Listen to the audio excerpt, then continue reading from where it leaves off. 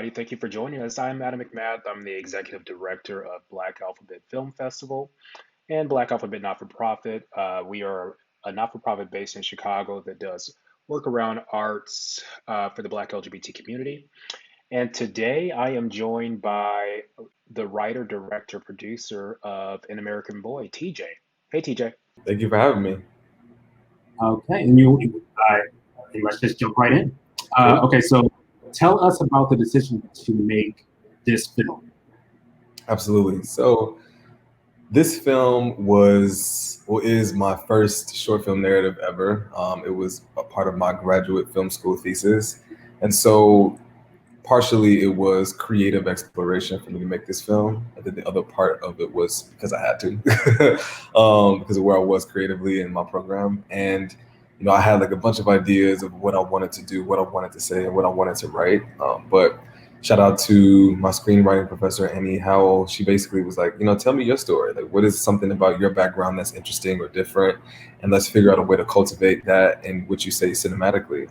And what came of that conversation was the confidence for me to write An American Boy and for me to look at what's an experience that I had that many other Black and brown young boys and girls have had when they felt othered or felt like they were pushed into a space that they didn't necessarily choose. And so I was like, you know what? I want to see this film. And so in the process of writing it, I felt like it was cathartic for me because I felt like I was writing almost like it was almost like I was preparing to direct a piece of work that was like from a page or a chapter in a diary that no one really knew about. Where did you go to film school? I went to City University, New York. Oh, cool. And yeah. So, and then how did you go about starting the filmmaking process? And I also, as somebody who went to film school, I know that the process is slightly different in film school, but it's still in the process. Yeah. So kind of walk me through what you do. Yeah, so the process typically starts off, like I said before, like with the conversation of like what is it that you want to say as an artist and as a filmmaker, and then from there it's just like opening a final draft and like letting out, well, first writing an outline and figuring out what the story is even going to be about, who the characters are going to be, and how they're going to be faced with a situation that's going to be climactic, whether it's super dramatic or something super comedic, and then from there figuring out like what do you want to say. And for me, I just really had to figure out, like, what do you want to say through this character? And immediately I was like, I kept getting blindsided by this movie. Oh, there we go. Because Moonlight does such a great job of like showing Chiron's life in chapters. So I was really trying not to get creatively distracted by that film. Instead, just figure out what story do I want to tell from the lens of a child or a teenager. And originally it was going to be a child that we see later in life. Like we meet him as a kid and then we end with him having an experience as an adult. But then I was like, through some creative conversations with my producer, I was like, nah, I need to focus just on this moment in time, which is when he was a child. So then from there, I just like wrote that narrative, and several revisions later, the film was made. Cool. And what was the process like for as far as finding your actors? And for me, something that's one of the most difficult things in filmmaking is to work with child actors. So how was that process? Yeah, I personally was very lucky. Like I would say, it was very difficult. I interviewed about like over 24 kids who auditioned, over 24 kids.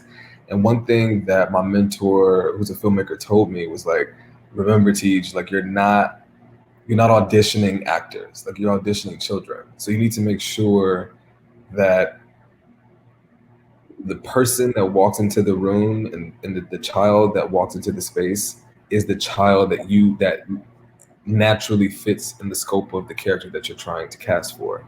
So that made it exciting, but that made it very difficult because it was like, okay, I have to be very specific about who I cast. It can't just be a cute kid who maybe can act. So the young actor, Tyseer Page, who I casted, was the very last kid that I auditioned after a long weekend of auditions. And he walked in and sang and danced and acted and just was like moving through this space comfortably, kind of shy, and I was like, this is it. And fortunately for me, I was lucky that his parents were just very all in. So they were very supportive. They were cool with understanding the ruggedness of the process, and they were down. Interesting. So and with that, I know legendary filmmakers like Stanley Kubrick. Towards the end of his life and career, he avoided working with kids. I think AI was meant to be directed by Kubrick and gave it to Spielberg. So, and part of his reasoning was because it would just take him too long to film with a child. So, how long did it take you to complete the film? To complete from pre-production to production, or just production? Production. Got it. Production was just total like 2.5 weekends. So we did one full weekend, another full weekend, and I think I did like a couple pickups over the course of like maybe a day or two. Oh, that's amazing. Yeah. When you got a limited budget, man, you got to make it work. Yeah. I know. So, and we kind of already touched on this, but what were some of your major challenges or roadblocks to complete this film? I think major challenge, the first one was location, because the film is set in Chicago. Like that is technically where I wanted the film to be based, but I didn't have the resource financially and to physically get us to film in Chicago. My producer and I, Hanny, we talked about it. We thought about it. We tried it, what it looked like financially, but we just couldn't pull that off. So we just decided that the film would just rely heavily on the characters in the scenario and not necessarily on the exteriors. And just because of what just because of what we had access to. And so that was one of the major roadblocks at first, because I really wanted Chicago to be originally a character in this film itself. And then outside of that, what I wanted to do with the film was I wanted it to feel very calm and very still. And I think originally my DP and I were struggling to figure out how we were going to accomplish that with the limited resources that we had. I know a lot of films, sometimes they can feel very exciting and very there's movement, there's exteriors, there's crane, there's drone shots, and my film just wasn't that. And I think originally that's what I wanted. I wanted to feel exciting and energized, but then I had to take a look at the story that I was telling, and I realized that wasn't really it. So I had to reconfigure what my shot list was and what type of angles I wanted to capture. And so, the original concept of what I thought visually just didn't really mesh with what we were actually able to accomplish, which was a good thing, because that means that it just reduced some of the noise that I think I wanted to throw in there at first as a first-time filmmaker. And being a Chicago-based organization, why Chicago? Why did you want to do a film that was based in Chicago? Yeah, well, for starters, I'm from Chicago. Like that's just hometown. And then also the story is loosely inspired by my experience. I'm from Chicago, so I really wanted that to be a part of the nature of the story. And then also I just think Chicago is just such a beautiful place that gets a bad rep for various reasons. And I wanted to show a story centering around a Black family that we don't always get to see. Cool. Yeah. So as a filmmaker, and I mentioned some of my influences when I talked about Scorsese, not Scorsese, Kubrick and Spielberg. Who are some of your biggest filmmaking influences? Yeah, for sure. For me, Agnes Varda is one of my favorites. She's just one of those incredible filmmakers that was really a part of the wave of like that French noir film. Like, and she like her film is just groundbreaking. They broke a lot of rules. So she's one of my like all-time favorites.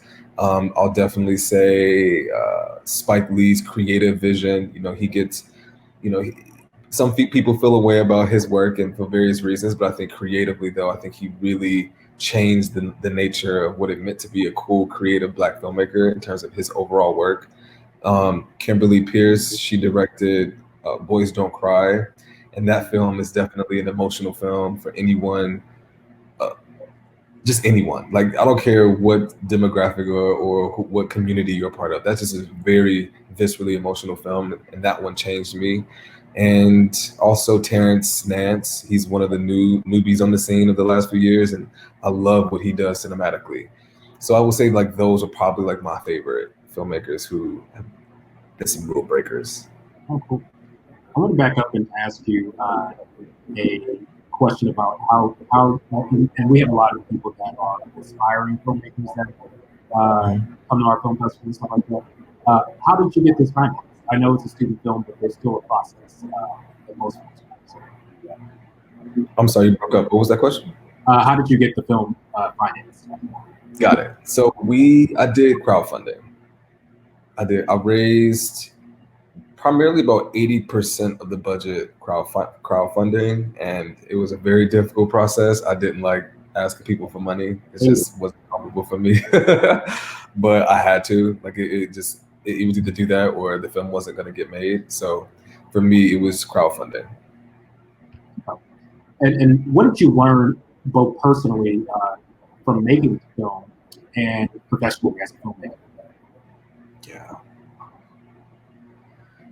Personally, what I learned is no matter who you are and where you are on your creative journey, your voice as a writer, as a director matters. So don't be afraid to confidently express that voice.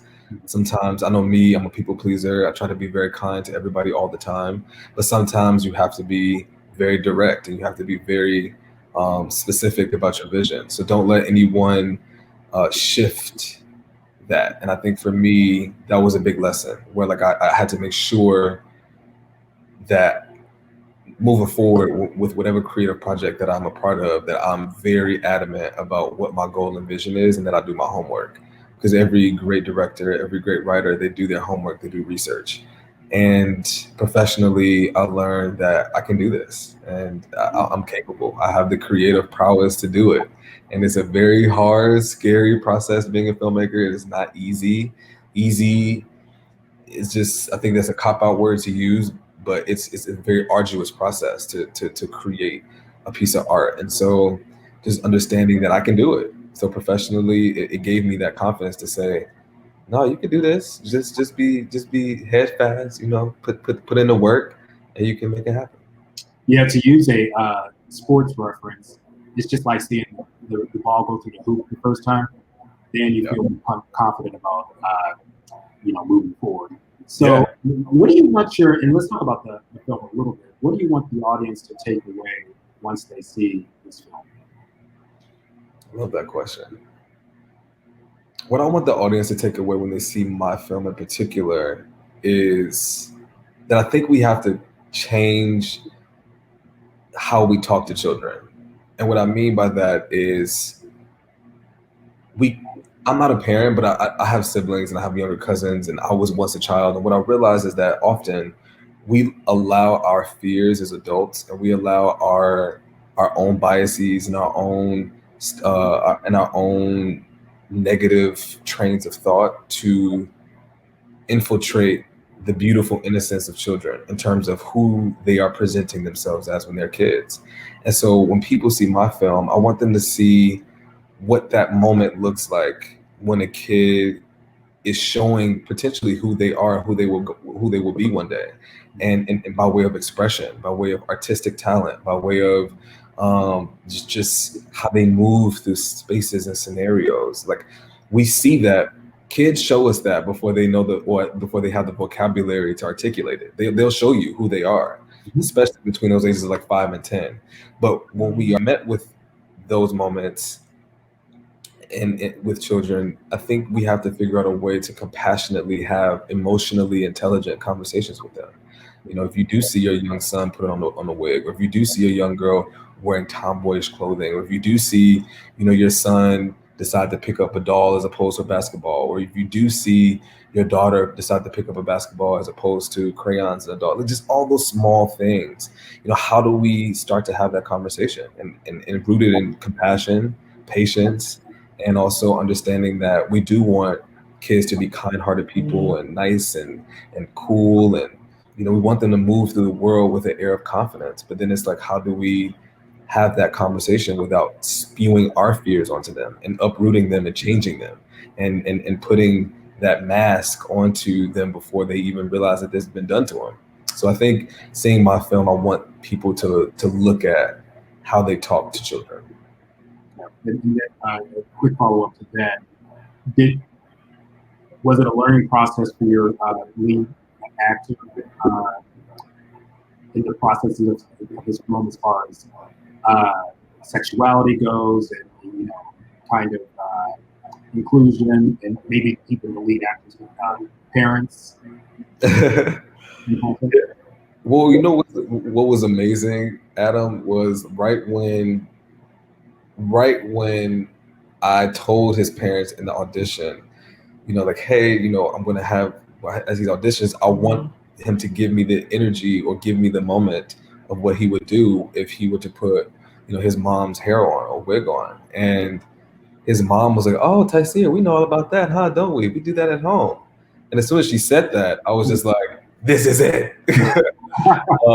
Because he was a young kid who kind of like his mom, and in real life, she already allows him to just exist. She doesn't put any pressures on him to conform to a certain era of masculinity or boyhood or femininity or anything. She just allows him to exist as a young boy of color. And I just thought that was just so incredible. And I was like, so he wasn't really acting. He kind of was just existing as himself comfortably. And I thought that was just like, for me, it was, it made me tear up a little bit. I was like, man, like that's cool. Not because of my own experience, but just because I think it's awesome that this woman is allowing her child to just exist and not force him into a space that might not be for him. That's amazing to see. Okay, and then one of my final questions is, what's next for this film?